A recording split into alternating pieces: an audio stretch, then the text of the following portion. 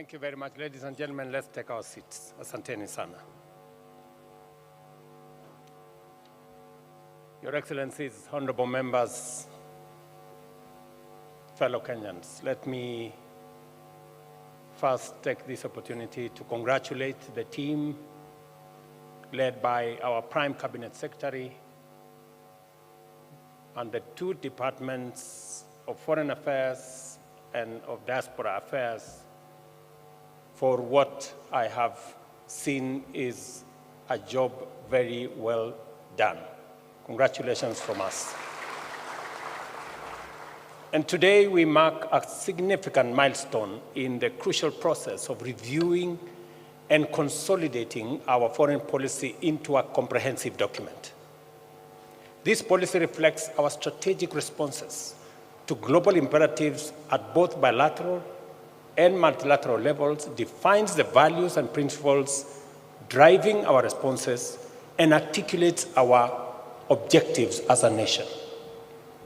This transformation is timely, coming at the expiry of the shelf life of our 2014 foreign policy document that had been developed again in a concerted effort the way this one has been.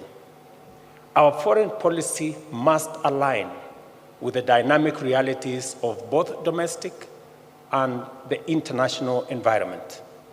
Kenya's pursuit of national economic transformation necessitates a forward-looking, robust, patriotic, and people-centered foreign policy that will attract investments and secure our country's rightful place on the global stage.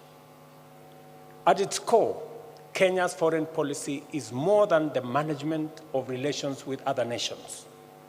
It's about shaping a destiny for present and future generations that aligns with our national interests.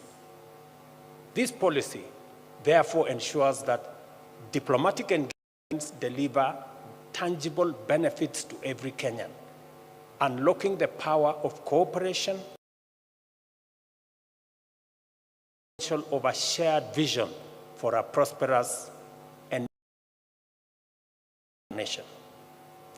The time has come to dismantle the barriers that have traditionally confined foreign affairs.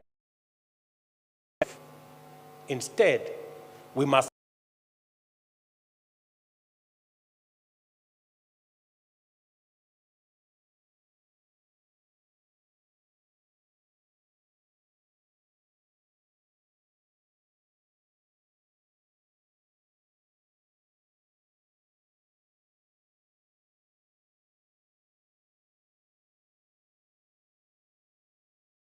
adopt a comprehensive, inclusive, civil society, faith-based organizations, let me say this, that each and every one of us,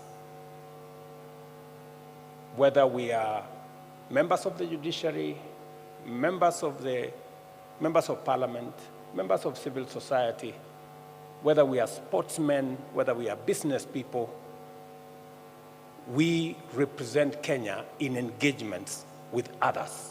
And therefore, we have a diplomatic responsibility to represent our country well.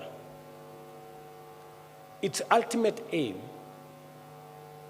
naturally, is to improve citizen welfare, drive national progress, and contribute to shared regional and global prosperity. Globalization has driven intensive integration and interdependence, blurring the line between domestic and foreign policy. This makes it imperative to redefine and reestablish a distinct, comprehensive foreign policy framework. And this is the exercise this ministry is engaged in.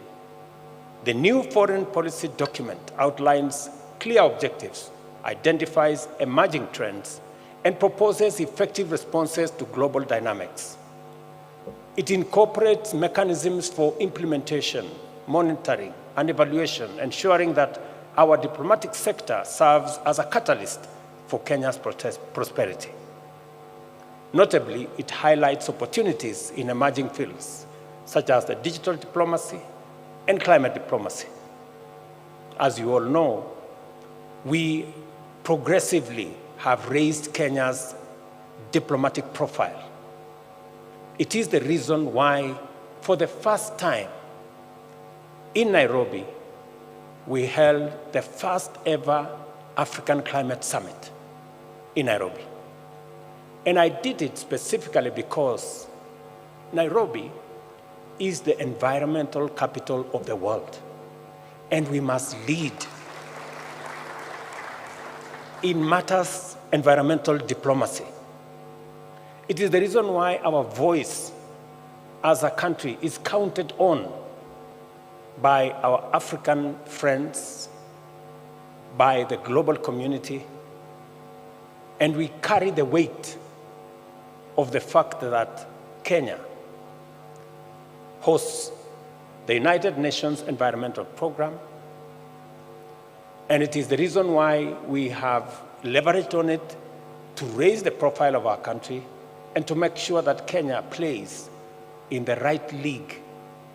And I am looking forward to the Ministry of Foreign Affairs continuously managing that space in a manner that profiles Kenya positively.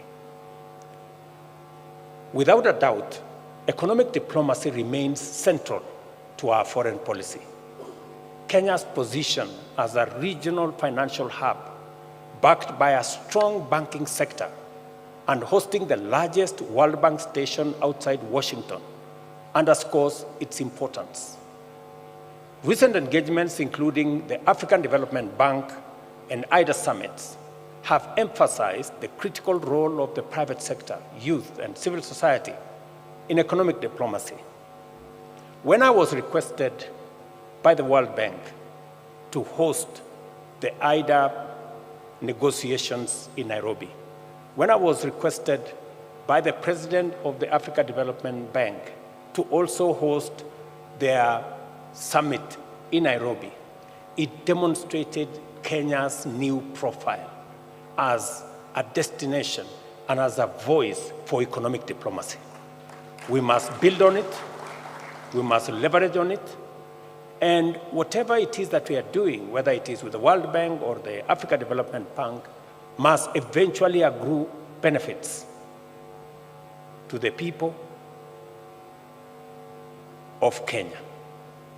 Our foreign policy must, therefore, advance the strategy of creating more and better trade and economic opportunities for industries and enterprises, with a special focus on the empowerment of small and medium enterprises and the inclusion of marginalized groups such as young people, women, and persons living with disability. In so doing, our foreign policy dovetails with the bottom-up economic transformation agenda. To benefit from this complementarity and alignment, it is time for us to be imaginative in order to enhance the capacity and the efficacy of our missions abroad and use them to promote trade and promote investment and position Kenya as appropriately as they can. Our nation's reputation as a dependable peace and security actor is a source of pride. Kenya has established strong credentials in the area of regional, Pan-African, and global peace and security engagements and operations. Our long-standing tradition of effective peacemaking, peace building, and peacekeeping has defined us as a force of common good in our region, in our continent, and globally. And sustaining this positive legacy is an important strategic priority for us. I expect the ministry to continuously focus in this space. It is the reason why we are engaged in all the interventions. Now in South Sudan, we're also engaged in the main Sudan. We are engaged in Somalia. We've just come out of DRC. And the global community approached Kenya to take our place in Haiti. It was not because of any other reason. It was because Kenya has positioned itself as a country that understands peacemaking, peacekeeping, and peace diplomacy has been, over time, a place where Kenya excelled. And it is our intention, and I'm sure you will put into the finer detail of this document on how Kenya can leverage on that space to make sure that we not only play our role, but we also profile our country positively. This is why, at the moment, Kenya is leading the UN-approved multinational security support mission in Haiti and mediating peace efforts in different parts of our region, including South Sudan, as I have said, Sudan, and across the region. We are determined to remain a peaceful nation, at peace with ourselves first, at peace with our neighbors, and also working with friends across the world. Under the Shirika Plan, which is another huge invention of Kenya, our innovative refugee program, we aim to transform camps into integrated settlements, setting a global standard for sustainable and affirmative humanitarian response. I had, for example, an engagement with the UN representative of Matters refugees, and they are working with other countries that have refugees, learning from Kenya how to integrate refugees and how people who have lived in a country for 30 years cannot continue to stay in camps, how we can integrate them into society and how we can use them as a force of good. And we are making huge strides in that space. I hope this policy document will capture the innovative measures we have taken with our refugees, use them to profile our country, use them for matters diplomacy so that we can contribute to the welfare of not just refugees in our country, but refugees living everywhere in the world. Ladies and gentlemen, we are not new to climate diplomacy. Our country has a long and proud tradition of environmental diplomacy that dates back to our earliest years as a republic. By 1972 Copenhagen Summit, our voice and stand with respect to ecological stewardship, biodiversity conservation, and environmental sustainability was distinct and well-defined. We have sustained efforts to consolidate our role as a champion for conservation in the face of relentless global warming, which has ushered in unprecedented climate change. It has become imperative that we take a strong stand to promote urgent and effective climate action locally and globally. As chair of the Committee of African Heads of State on Climate Change, I had the honor, as I informed you earlier, of co-hosting the inaugural Africa Climate Summit in Nairobi, which produced the landmark Nairobi Declaration, a collective position of Africa's pathway to climate action, sustainable investment, and green industrialization.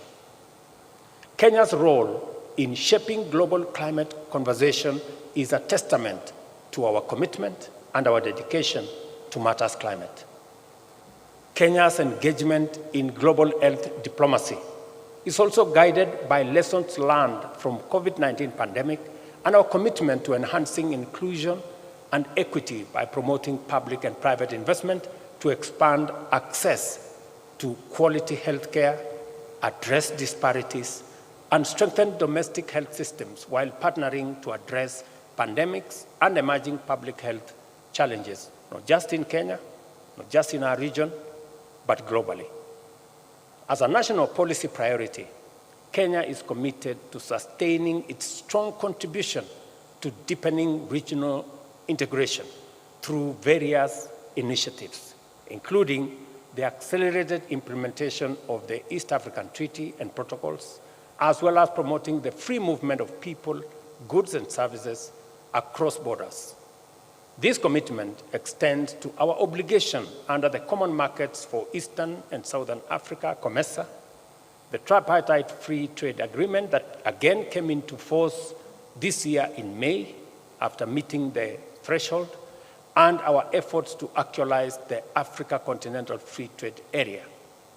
To this end, we have adopted a visa-free policy and the Pan-African Payment and Settlement System to facilitate free movement and promote intra-Africa trade.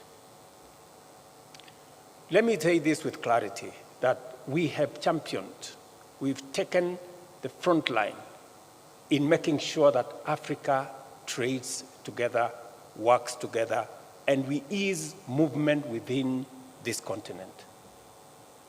It is our voice and the recognition of Kenya's contribution in matters diplomacy around African integration that led the Africa Union in the 37th summit in Addis to ask Kenya to lead the way in reforming the Africa Union to make it a fit-for-purpose organization that can speak to the interests of Africa, the aspirations of the African people.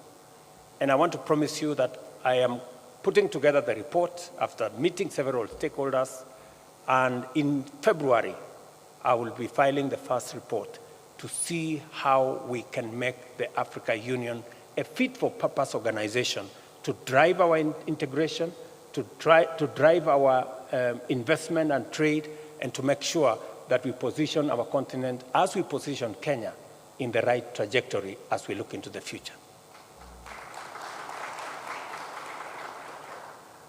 On continental leadership and governance, Kenya upholds the Africa Union's Constitutive Act, champions the Pan-African principle of developing and applying African solutions to African challenges, and vigorously promotes Africa's interests and positions in multilateral fora and on the global stage.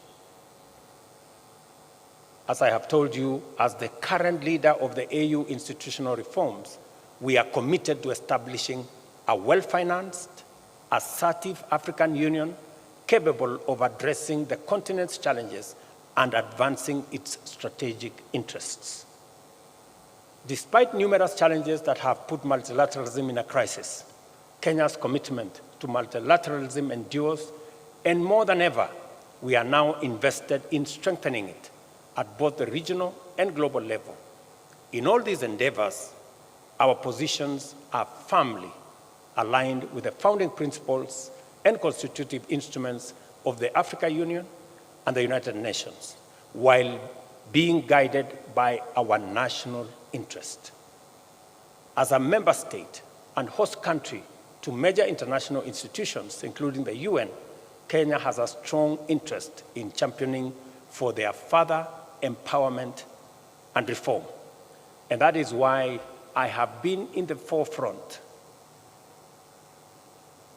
and we have been as a country in the forefront in championing the reform of international architecture, whether it is the UN Security Council, multilateral banks and financial institutions, because we need to make them fairer, we need to make them much more responsive, and Kenya has a stake because we host the only UN headquarters in the Global South here in Nairobi, and therefore our voice matters. We can speak authoritatively as a country on matters UN, on matters reform of the UN, on matters reform of the financial architecture of the world we live in today, because we have a first-hand experience on handling matters UN in Nairobi. And I am very proud that the UN headquarters in Nairobi is now going to be upgraded so that we can have better facilities to be able to deliver on the mandate that the UN facilities in Nairobi have been assigned. During the recent UN General Assembly Summit of the Future, Kenya reaffirmed the need to reform multilateral organizations and restructure the global financial architecture as a key to ushering our people into a just, inclusive, sustainable, and prosperous future. We firmly believe that the current financial system grossly underserves the deserving majority of the world's population and exacerbates economic crises and inequalities, with 1 in 3 developing countries at the risk of debt default. As a matter of policy, Kenya advocates for the establishment of a fairer and a more equitable financial system. And I am very proud of the strides we have made. There was a time people did not want to listen. Now we've taken the turn, and everybody now accepts that something must be done. I am happy that at the last, we are able to launch this foreign policy document, which celebrates our diplomatic achievements, analyzes current and emerging global dynamics, and also offers firm strategic guidance on the ways and means of undertaking successful initiatives. I've also seen its implementation requires collaboration across all arms of government. I commend the Office of the Prime Cabinet Secretary and the Ministry of Foreign and Diaspora Affairs for their thorough, consultative, and inclusive manner in which they have undertaken their work, and call upon all of us, all the stakeholders, both in private and public, as well as our local, regional, and international partners to collaborate with us and ensure the successful implementation of this policy. As we embrace this new foreign policy, let us remember that the future is not inherited. The future is created. Through the power of our patriotism, concerted effort, and the strategic framework provided by our foreign policy, we must aim to keep Kenya's flag flying high, to inspire pride and hope, and symbolize Africa's true renaissance. Diplomacy is a field rooted in tradition and techniques that safeguard national interest while uplifting humanity, embodying Kenya's identity as a nation committed to peace, proudly African, and dedicated to global prosperity. Guided by this policy framework, let us get to work in preparing our nation for the dynamic geopolitical landscape that is before us. This foreign policy offers an opportunity to rise and navigate the challenges of a complex world order with a lot of confidence and equally a lot of clarity.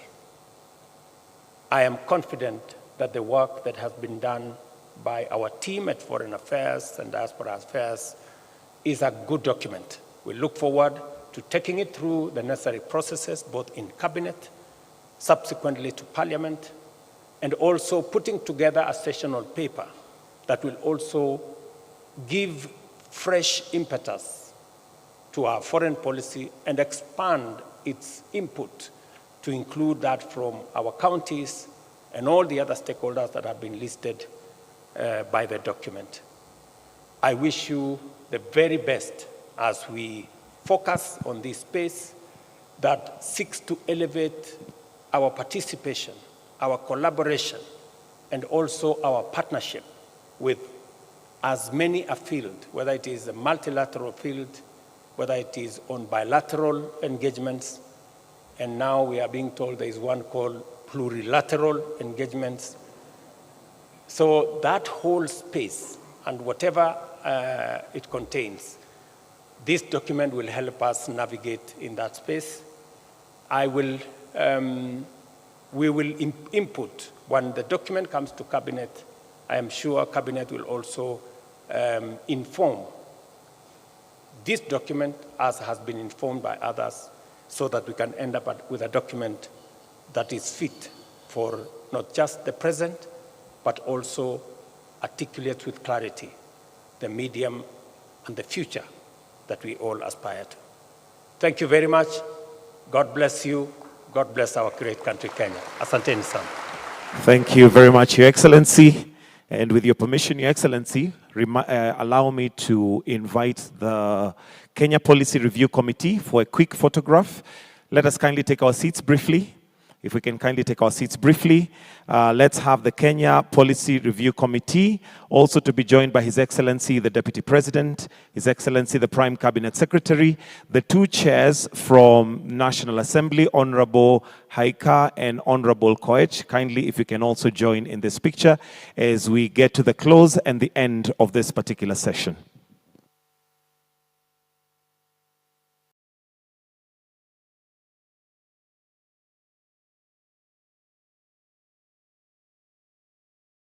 We'll have two rows. PS Diaspora, if you can come on this side, please. Then we'll have PS MFA on that side.